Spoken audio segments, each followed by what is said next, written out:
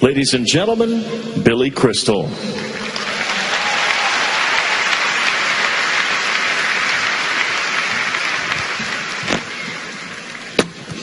Thank you, ladies and gentlemen. We're at the halfway point.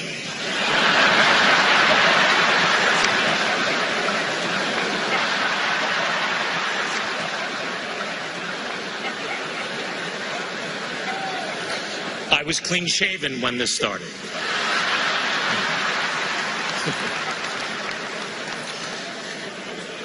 Dear Lonnie, family, friends, Mr. President, members of the clergy, all of these amazing people here in Louisville.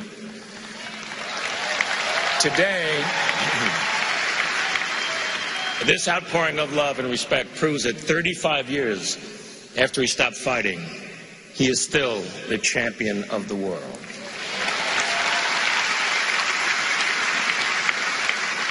Last week, when we heard the news, time stopped.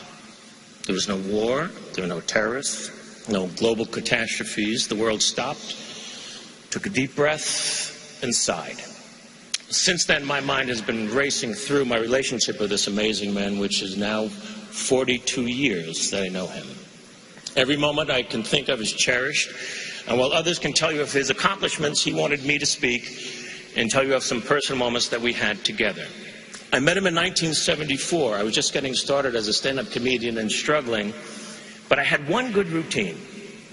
It was a 3-minute conversation between Howard Cosell and Muhammad Ali, where I would imitate both of them. Ali had just defeated George Foreman and regained the heavyweight title. Sport magazine made him the man of the year, and Dick Schaap, a wonderful writer and a great man, was the editor for Sport, and he was going to host this televised dinner honoring Muhammad Ali. So Dick called my agent looking for a comedian who did some sports material. As fate would have it, that comedian was not available, and she wisely said, "It's destiny, man." And she wisely said, "But listen, I got this young kid, and he does this great imitation of Ali and Cosell. It'd be perfect for you." So I don't know why, but Dick said, "Okay, I'll try him. If he stinks, I can cut him out of the show." I couldn't believe it. My first time on television, and it would be with Ali. I arrived at the Plaza Hotel. The event was jammed. I met Mr. Schaap, who would later become a part of my family. And he said, "Well, how should I introduce you? Nobody knows who you are." And I said, "Just say I'm one of Ali's closest and dearest friends." And my thought was, I'll get right to the microphone, go into my Howard Cosell, and I'll be fine. And then I nervously moved into the jammed ballroom, and that's when I saw him for the first time in person. It's very hard to describe how much he meant to me. You had to live in his time. It's great to look at clips, and it's amazing that we have them, but to live in his time, watching his fights, experiencing the genius of his talent was absolutely extraordinary. Every one of his fights was an aura of a Super Bowl. He did things nobody would do. He predicted the round that he would knock somebody out, and then he would do it. He was funny. He was beautiful. He was the most perfect athlete you ever saw, and those were his own words.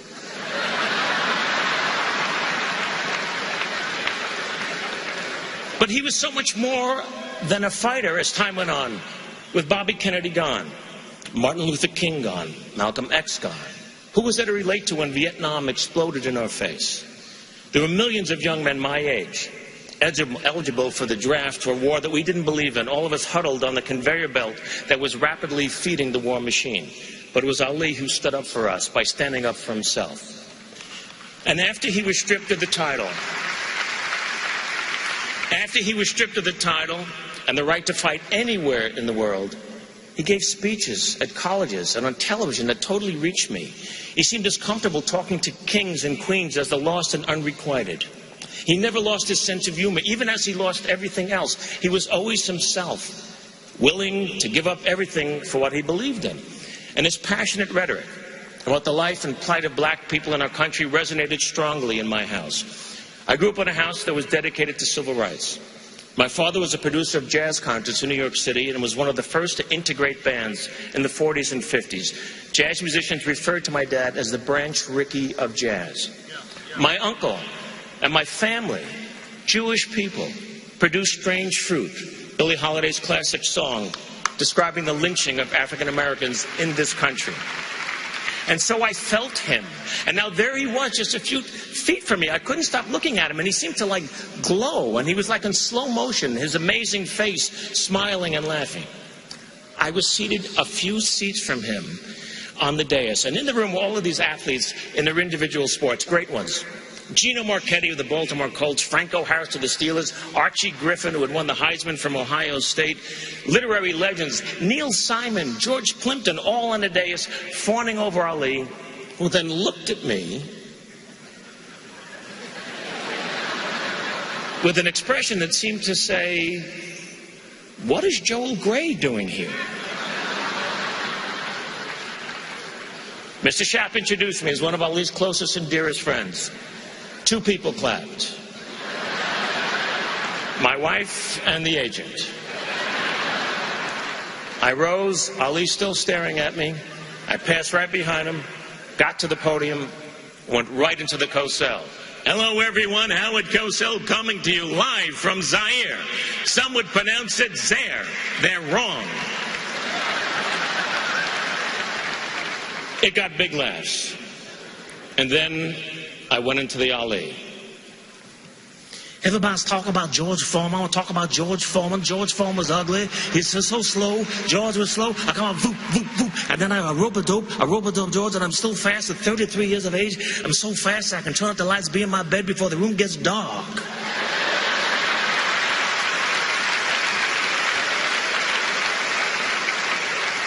Howard, I'm announcing tonight that I got new religious beliefs.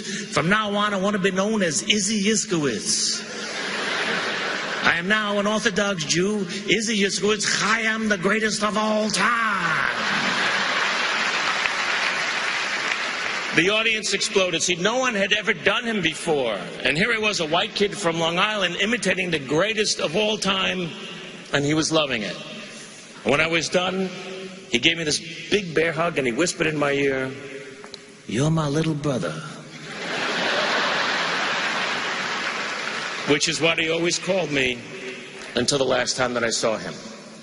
We were always there for each other. If he needed me for something, I was there. He came to anything I asked him to do. Most memorable, he was an honorary chairman for a dinner and a very important event where I was being honored by the Hebrew University in Jerusalem. He did all of this promotion for it. He came to the dinner. He sat with my family for the entire evening. He took photographs with everybody. The most famous Muslim man in the world honoring his Jewish friend. And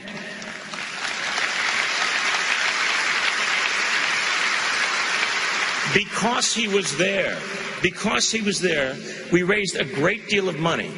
And I was able to use it to endow the university in Jerusalem with something that I told him about. And it was something that he loved the theory of. And it thrives to this day.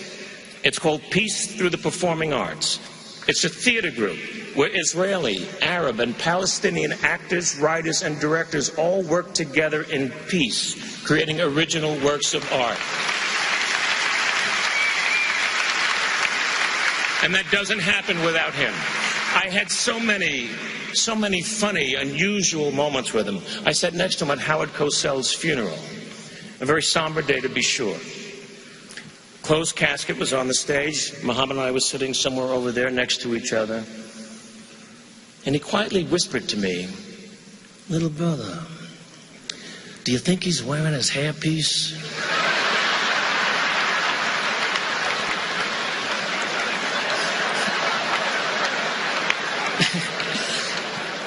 So I said, "I don't think so." "Well, then how will God recognize him?"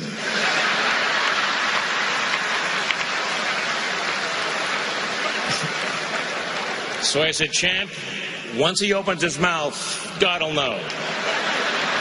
So we started laughing. It was a muffled laugh at first, but then we couldn't contain ourselves. Here we were at a funeral Me with Muhammad Ali laughing like two little kids who heard something dirty in church, and we're just laughing and laughing. And then he looked at me and he whispered, Howard was a good man. One time he asked me if I would like to run with him one morning, do road work with him. I said, well, that'd be amazing. Where do you run? He said, well, I run at this country club, and I run on a golf course early in the morning. It's very private. Nobody bothers me. We'll have a great time. And I said, champ, I can't run there. The club has a reputation for being restricted. Well, it's restricted me. They don't allow Jews there. They don't have any Jewish members. He was incensed. I'm a black Muslim, and they let me run there. Little brother, I'm never going to run there again. And he didn't.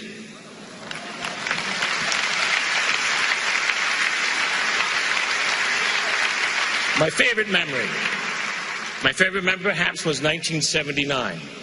He had just retired, and there was a retirement party at the Forum, Los Angeles, for Muhammad and 20,000 of his closest friends in Los Angeles.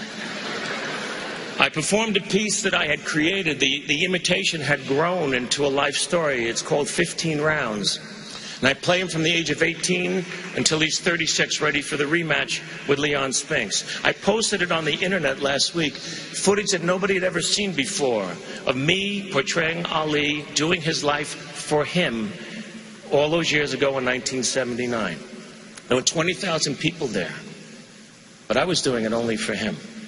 It's one of my favorite performances that I've ever done in my life. I sort of got lost in him. I didn't even know where I was at the end of the performance.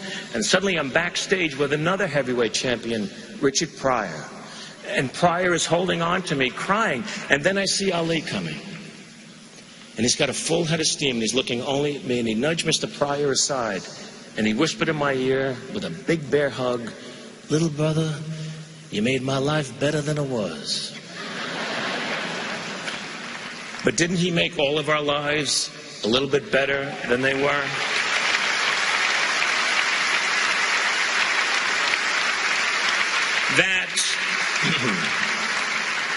That, my friends, is my history with a man. And I've labored to come up with a way to describe the legend. He was a tremendous bolt of lightning, created by Mother Nature out of thin air, a fantastic combination of power and beauty. We've seen still photographs of lightning bolts at the moment of impact, ferocious in its strength, magnificent in its elegance. And at the moment of impact, it lights up everything around it, so you can see everything clearly. Muhammad Ali struck us in the middle of America's darkest night, in the heart of its most threatening gathering storm. His power toppled the mightiest of foes, and his intense light shined on America. And we were able to see clearly injustice, inequality, poverty, pride, self-realization, courage, laughter, love, joy, and religious freedom for all. Ali forced us to take a look at ourselves. This brash young man who thrilled us, angered us, confused, and challenged us ultimately became a silent messenger of peace, who taught us that life is best when you build bridges between people, not walls.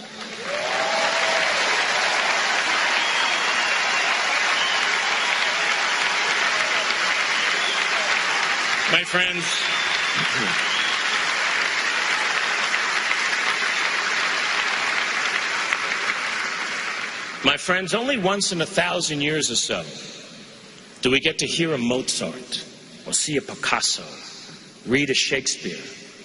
Ali was one of them. And yet, at his heart, he was still a kid from Louisville who ran with the gods and walked with the crippled and smiled at the foolishness of it all. He is gone, but he will never die. He was my big brother. Thank you.